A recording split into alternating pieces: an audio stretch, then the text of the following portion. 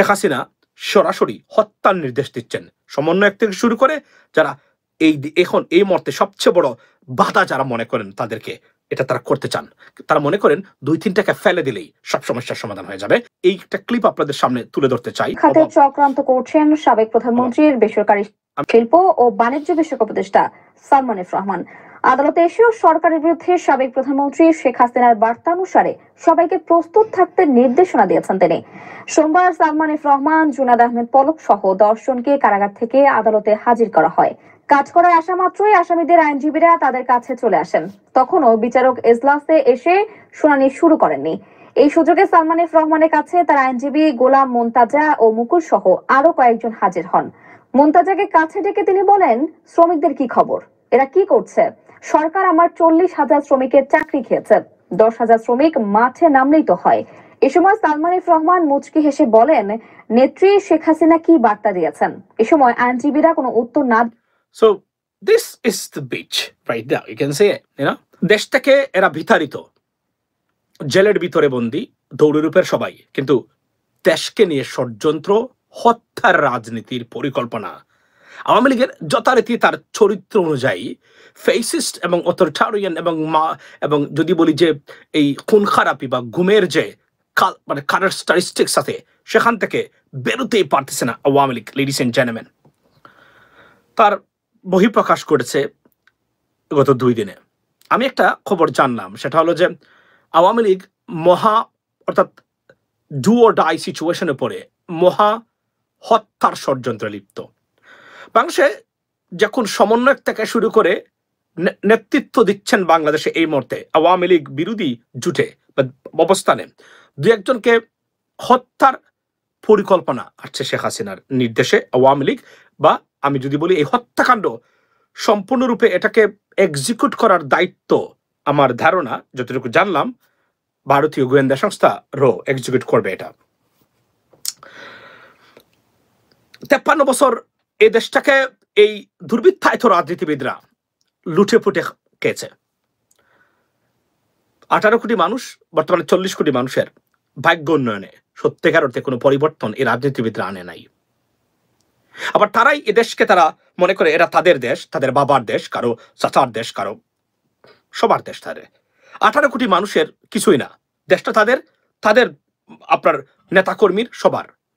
এই অবস্থা থেকে উত্তরণ আমরা মনে করেছিলাম আমরা হয়তোবা 5 আগস্টের বিপ্লবের পরে হয়ে গেছি, কিন্তু আমার কাছে সন্দেহ লাগে আমরা হয়েছে কিনা। কেননা যে সরকার আমরা চেয়েছিলাম, যে সরকার আমরা বসিয়েছিলাম, সে সরকার ব্যর্থ হয়েছে বা ফেল করেছে আপাতত দৃষ্টিতে আমি বলতেই পারি। এই সরকারের ভিতরে থেকে গভর্নমেন্ট উইদিন দ্য গভর্নমেন্ট তৈরি করে আওয়ামী ফেসিস্টরা এবং ইচ্ছাকৃতভাবে হোক বা অনিচ্ছাকৃতভাবে হোক তাদের ফেসিদের সহযোগীকে সরকারে রেখে রীতিমতো দেশটাকে বিপর্যস্ত করার মহা পরিকল্পনাতে যুক্ত আছেন সরকারের নীতি নির্ধারক মহলের কয়েকজন। আওয়ামী লীগকে ইলিমিনেট করার রাজনীতি থেকে এই ঐতিহাসিক দায়িত্ব নিতে চান না তারা। তারপর আওয়ামী লীগ তাদের এই রাষ্ট্র পরিচালনায় যুক্ত থাকা অবস্থায় আওয়ামী লীগ নিশ্চিহ্ন হোক, তারা মনে প্রাণে সেটা চান না। তারা চান আওয়ামী লীগ থাকুক, ইতিহাস যেন কখনোই না বলে তাদের কারণে আওয়ামী লীগকে বাতিল করা হয়েছিল, এ দায়িত্ব তারা নিতে চান না। একটা গণহত্যাকারী রাজনৈতিক দল, মানবতা বিরোধী অপরাধের সাথে যুক্ত, হাজার হাজার তরুণের যারা হত্যা করেছে দিনে দুপুরে প্রকাশ্যে নির্বিচারে এবং আপনার বিবেকহীনভাবে, অমানবিকভাবে, নৃশংসতার সাথে, সেই আওয়ামী লীগকে পুনর্বাসন বা রিহেবিলিটেট করার জন্য উঠে পড়ে লেগেছেন এক ধরনের মানুষ। রাজনীতিবিদ যারা আছেন, যারা বর্তমানে নেতৃত্ব দিচ্ছেন, তাদের মধ্যে ডিভাইসিভ পলিটিক্যাল রেটরিক চলছে। মেতে উঠেছেন তারা কে কাকে কতটুকু গায়েল করতে পারেন বক্তব্যের ভিতরে। এদিকে সেই ফেসিস্টদের মাস্টার মাইন্ড যারা, তারা নতুন পরিকল্পনা আসছে। সফল কতটুকু হবে তা আমরা জানি না, তবে বলতে পারি ডিস্টেবিলাইজের যথেষ্ট পরিমাণ কারণ তারা করতে পারবে। কেন করতে পারবে? এজন্যই না যে তারা খুব শক্তিশালী, তাদের সাথে বাংলাদেশের জনগণ আছে।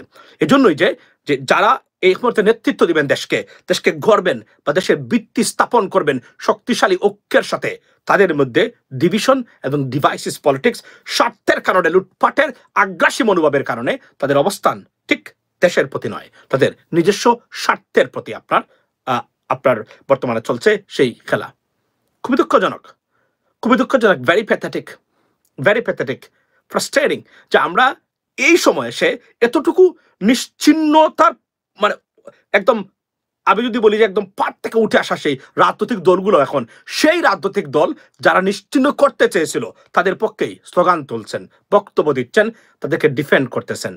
হ্যাঁ, alas, I am undone, sorry to see say that we are in trouble as a nation. আমি বারবার বলছি যে আমাদের যে বিপদ যেটা সেটা এখনো কাটেনি, ladies and gentleman. This is unbelievable. এটার থেকে মুক্তির পথ কি? আজকে আওয়ামী লীগ হরতাল ডেকেছে ফেব্রুয়ারিতে।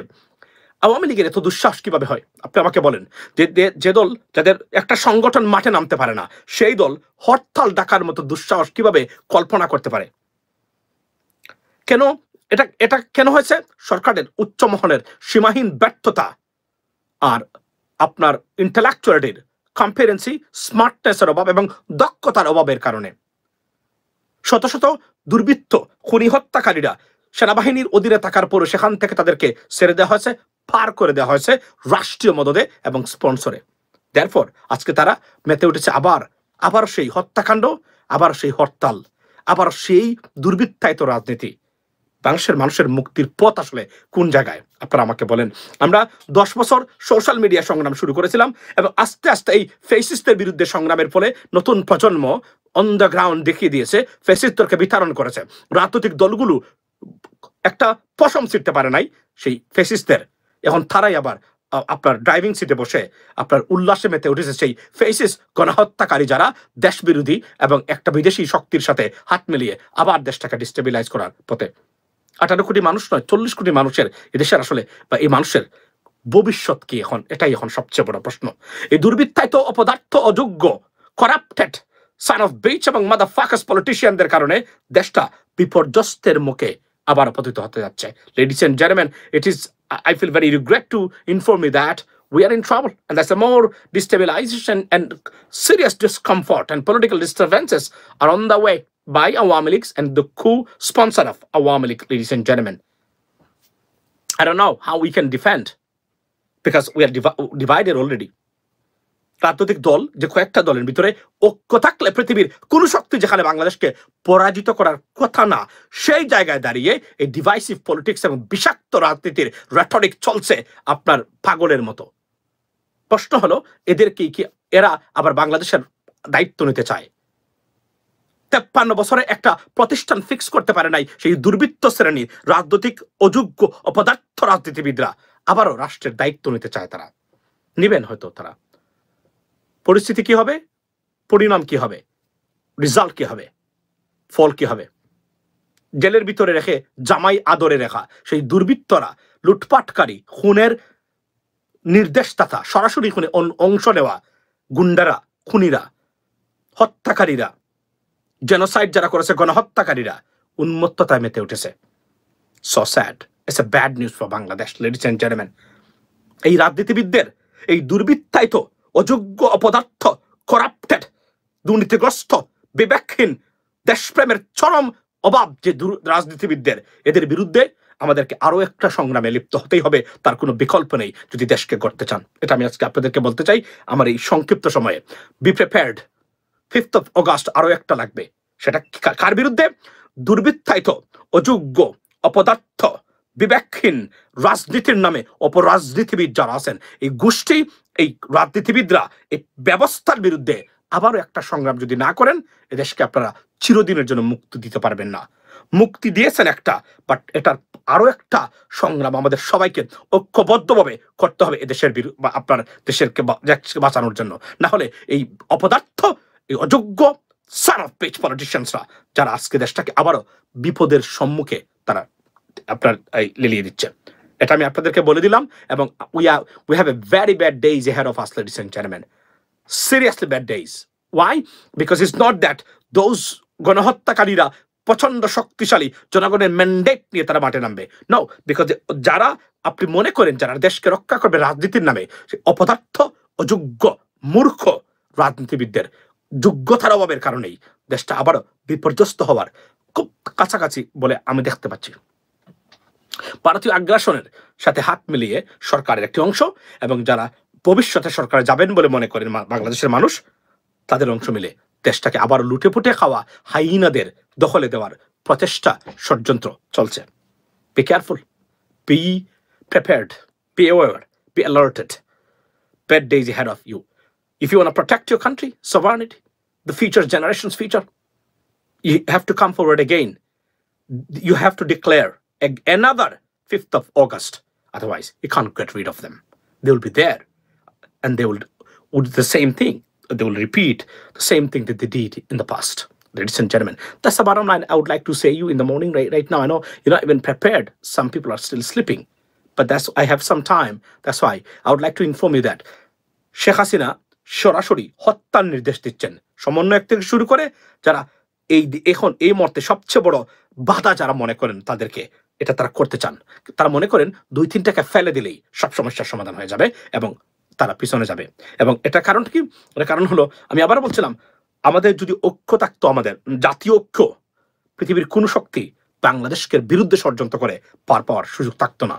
কিন্তু এই যে বললাম, অপদার্থ, দেশপ্রেমের অভাব, অযোগ্য, দুর্নীতিগ্রস্ত, সোল্ড আউট পলিটিশিয়ানসদের ব্যর্থতা, যোগ্যতার কারণে দেশটাকে নিয়ে এরা খেলছে আবারও। এই খেলা থেকে এই দেশকে উদ্ধার করতে পারবে না রাজনীতিবিদরা। আমি আপনাদের সাধারণ জনগণ যারা আছেন, আমি আপনাদেরকে আবার ইনফর্ম করে দিতে চাই, এই মেসেজটা দিতে চাই, শেয়ার করতে চাই যে আপনাদের রাজনীতিবিদরা এই দেশটাকে কখনোই উদ্ধার করতে পারবে না। নতুন প্রজন্ম মিলে, প্রবাসীরা সবাই মিলে দেশটাকে রক্ষা করতে গেলে আবারও আমাদেরকে ঐক্যের ডাক, আরো একটা জুলাই বিপ্লব বা 5th of অগাস্টের বিপ্লবের প্রস্তুতি নিতে হবে। না হলে এদের কাছ থেকে দেশকে রক্ষা করতে পারবেন না।